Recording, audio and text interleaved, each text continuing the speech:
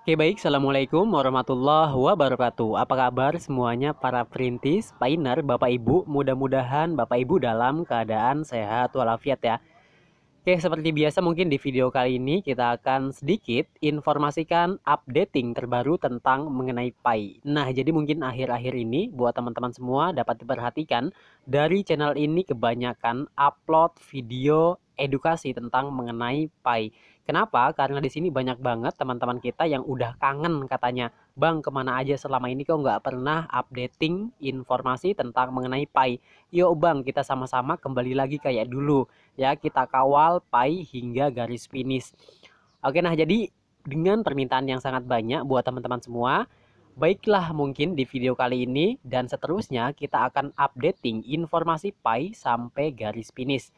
Nah, di bagian ini buat teman-teman semua seperti biasa saya ingatkan kembali, berbicara tentang mengenai Pi itu artinya kita berbicara secara global, bukan berbicara untuk Indonesia sentris yang bisanya cuma nyinyir dan kemudian bisanya cuma ya menyebut kita ini sebagai kaum halu.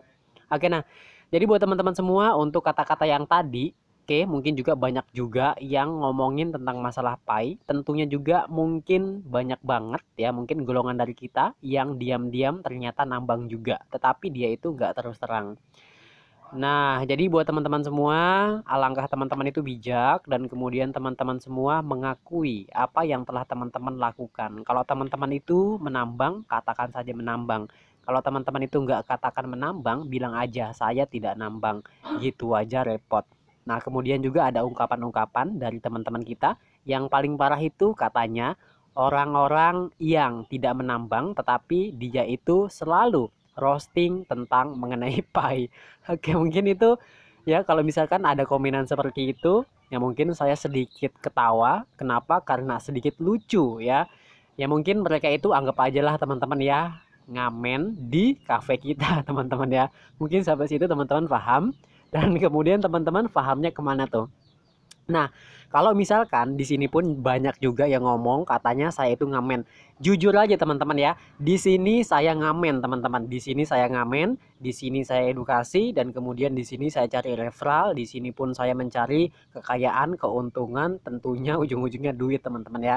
Di sini saya mendapatkan gaji dari YouTube dan kemudian di sini saya mendapatkan silaturahim yang paling banyak, teman-teman yang banyak sehingga membuka peluang ataukah mungkin membuka pintu rezeki saya untuk kedepannya.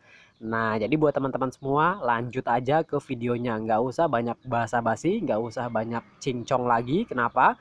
Kayaknya kita ini ngamen terlalu lama ya. Nanti dibilangnya sebagai ini orang ini ya cari AdSense. Ya emang iya teman-teman ya, saya cari AdSense. Di sini pun saya mencari duit juga teman-teman ya.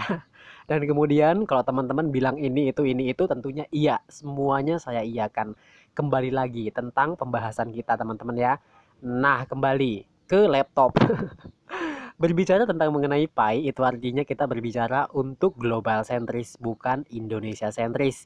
Nah, sekian banyaknya buat teman-teman semua yang diupdate itu selalu tentang mengenai Picoin Mall, kemudian mengenai advertising periklanan, kemudian mengenai tentang marketplace gitu teman-teman, yang teman-teman semua mengidam-ngidamkan, apalagi kalau bukan roda 4, roda 2, bahkan tidak ada rodanya teman-teman ya.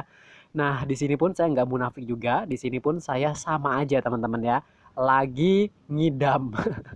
Saya itu lagi ngidam teman-teman, ngidam roda 4, kemudian ngidam roda 2.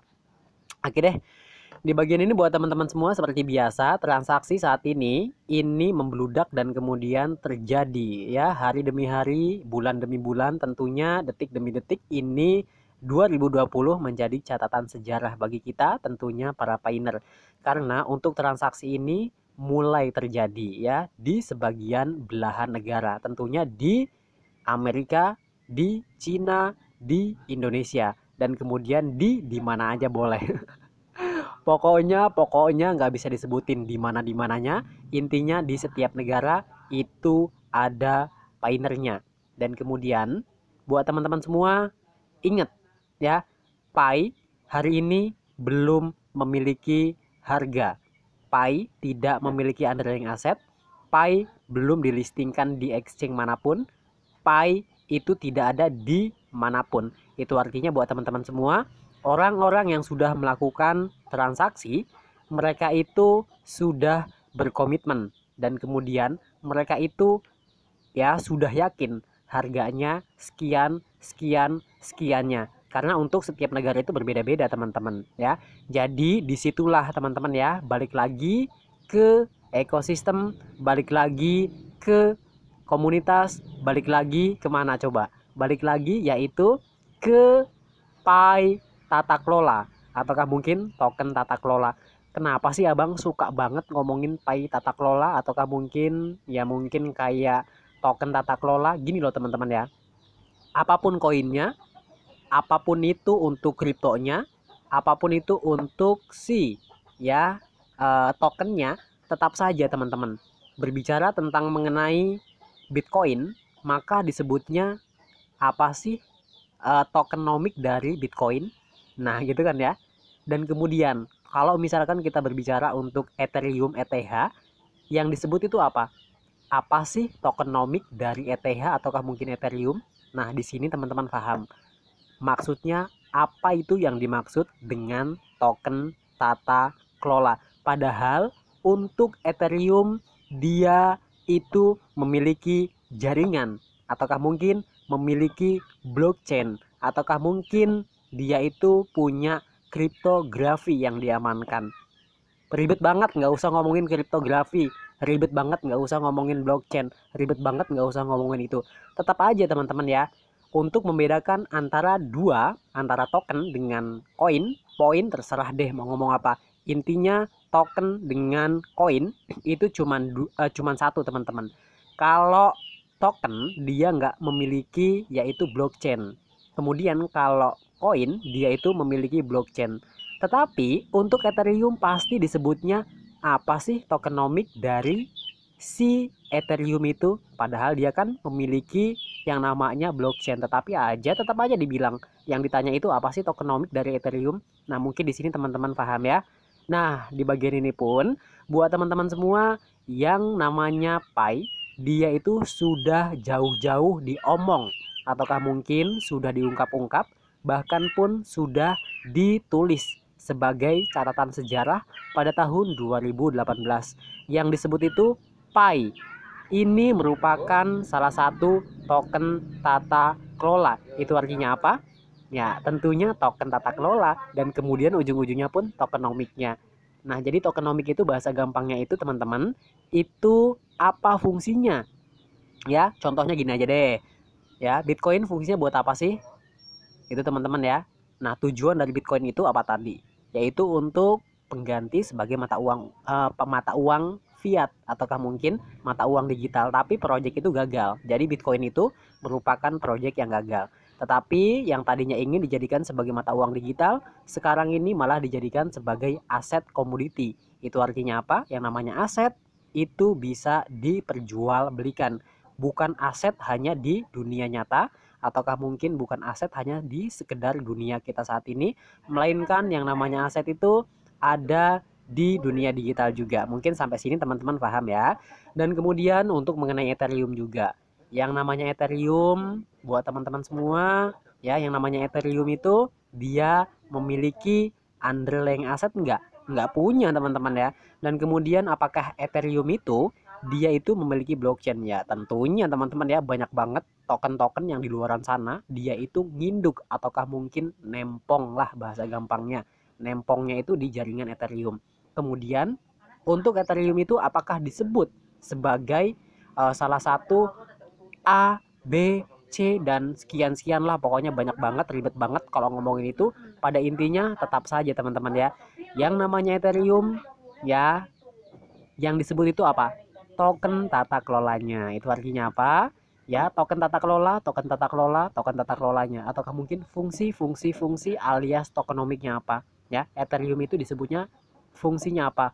Tokenomiknya apa? Tetap saja, walaupun Ethereum itu sebagai koin, tetap saja dibilang ataukah mungkin fungsinya buat apa sih? Kemudian orang-orang nanyanya tokenomiknya buat apa? Mungkin sampai sini teman-teman paham ya. Mudah-mudahan teman-teman sampai sini paham.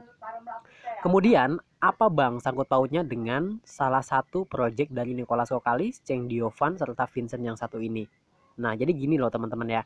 Jadi mungkin buat teman-teman semua di sini sering banget saya omongin tentang tokenomic, kemudian disebut juga sama saya ini merupakan salah satu ya pengelola di kemudian harinya. Jadi dia itu bisa mengelola apapun itu. Ya, baik itu mungkin dalam dunia payment, kemudian dunia perbankan, kemudian dunia bisnis, ekonomi, teknologi, bahkan kesehatan sekalipun, dan tentunya para YouTuber juga yang sering ngamen ya, yang sering ngamen kayak gini teman-teman semuanya. Kemungkinan di kemudian hari kalian itu bisa menerima gaji dengan menggunakan yaitu cryptocurrency ataukah mungkin kriptografi yang satu ini. Nah, mungkin sama teman-teman dipahami ya yang seperti ini. Nah, oleh sebab itu buat teman-teman semua ya di Pi makanya disebut dengan tokenomic ataukah mungkin fungsinya buat apa. Nah, di sini sudah disebutkan ini token tata kelola. Yang ngelola siapa? Ya kita-kita ya. Yang ngelola ini kita-kita, yang support kita-kita. Tanpa adanya pioneer, tanpa adanya ekosistem, tanpa adanya komunitas, maka tidak akan terjadi yang namanya gelombang-gelombang yang seperti ini. Maksudnya yang dibilang gelombang apaan Bang? Nah, jadi teman-teman semua coba rada-rada melek, teman-teman semua coba ya edukasi dan kemudian teman-teman cari informasi menggali tentang mengenai Pi Project yang satu ini. Project ini Project Krill. Kalau kalian mengklaim bahwasanya diri kalian itu lebih cerdas, lebih pintar, dan kemudian kalian lebih menguasai kriptografi dan kemudian tentunya ya menguasai apapun itu, teman-teman semua ingat ya, ingat yang namanya bisnis, kemudian yang namanya apapun itu tanpa adanya ekosistem mampus teman-teman ya. Nah, mohon maaf mungkin kata-kata saya agak-agak kasar karena ini yang harus saya omongin ya. Ini yang harus saya sampaikan kepada kalian agar kalian itu melek, coba melek, dan melek. Coba lagi buat teman-teman semua yang dulu sudah mendaftar, install kembali. Yang dulu telah dihapus ya, kembalikan lagi. Yang dulu lupa dengan Pi, maka teman-teman ingat kembali. Karena untuk sekarang ini penambangan ini masih sangat terbuka. Teman-teman semua ingat ya. Jadi penambangan ini teman-teman masih bisa akses, teman-teman masih bisa untuk menambang yaitu dengan menggunakan ponsel aja ya. Ingat ya. Nantinya untuk ke depan hari ataukah mungkin beberapa tahun ke depan teman-teman itu nggak bisa untuk melakukan penambangan dengan menggunakan yang namanya handphone lagi. Tapi teman-teman itu harus menambang dengan menggunakan node dan super node.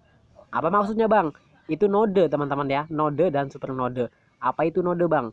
Nah, jadi untuk masalah node itu bakal kita bahas untuk video-video berikutnya. Nah, jadi buat teman-teman semua, intinya gini aja deh ya. Mungkin sedikit kita akan bahas tentang mengenai ya pertanyaan yang sedikit teman-teman semua bisa dilihat kembali. Dari semua pertanyaan-pertanyaan, inilah pertanyaan-pertanyaan yang tentunya menurut saya luar biasa bagusnya. Nah, jadi teman-teman bisa dilihat ya. Nah, di mana mungkin ini ada kasus juga untuk pertanyaan-pertanyaan ini ketika ada salah satu orang yang bertanya di dalam grup yaitu tentang Pi belanja, Pi bayar, Pi payment dan kemudian PPP yang lainnya. Di sini banyak banget. Nah, di mana buat teman-teman semua bisa dilihat ya, di bagian ini teman-teman bisa dilihat dan kemudian disimak. Teman-teman jangan sampai di skip agar teman-teman semua mengetahui informasi-informasi yang sekiranya mengedukasi, jangan juga terlalu halu. Di bagian ini teman-teman bisa dilihat di mana pertanyaan beliau teman-teman yaitu mungkin Bang Yudi Net 21. Nah, di bagian ini teman-teman bisa dilihat ya. Oke deh, mungkin di sini kita akan baca. Oke. Nah, mau tanya nih suhu ataukah mungkin Bang, saya mau tanya Bang, ketika sudah bisa barter real di market, gimana dengan kita Indonesia? Seperti yang dikatakan di video diatur oleh undang-undang yang berlaku di Indonesia, jual beli menggunakan IDR. Kemudian gimana kita bisa barter Pi? Yaitu mohon penjelasannya.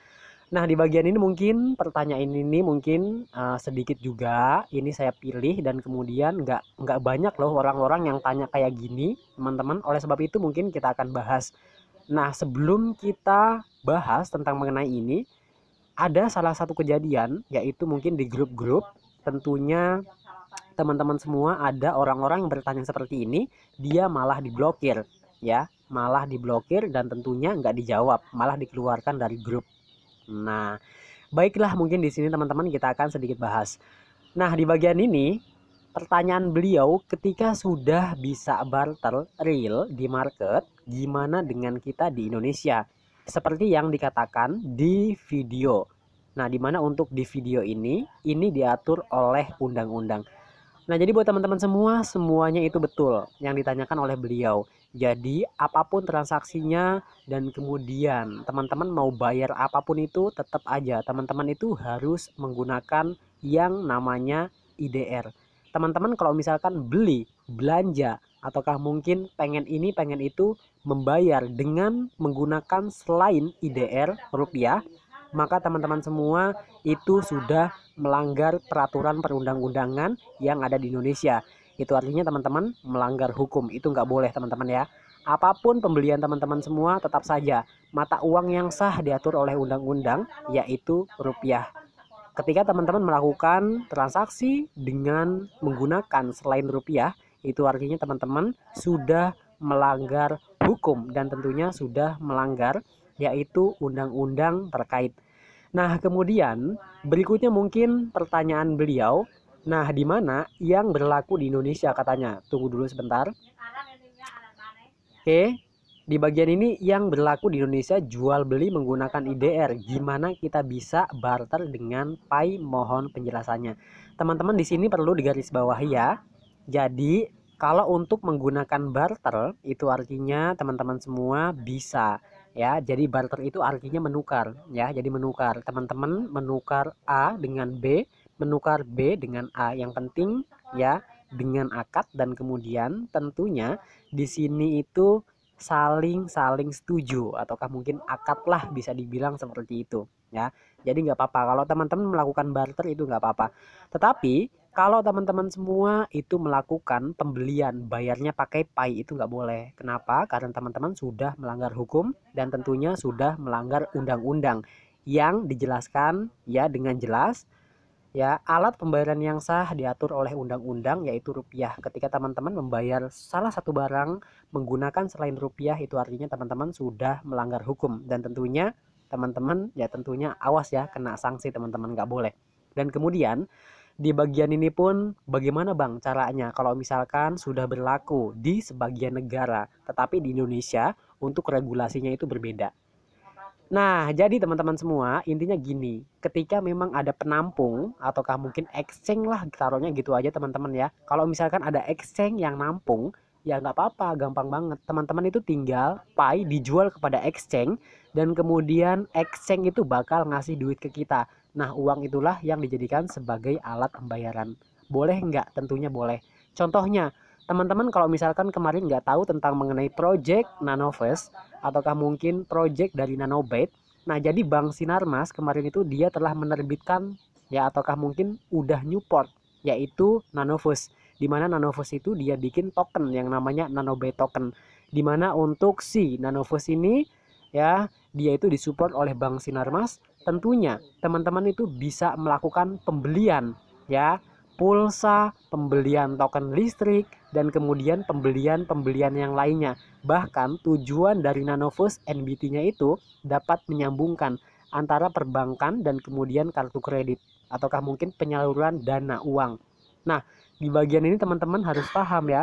Jadi semuanya bisa, tidak ada yang tidak bisa. Selagi kita masih bisa usaha, itu pasti ada jalan.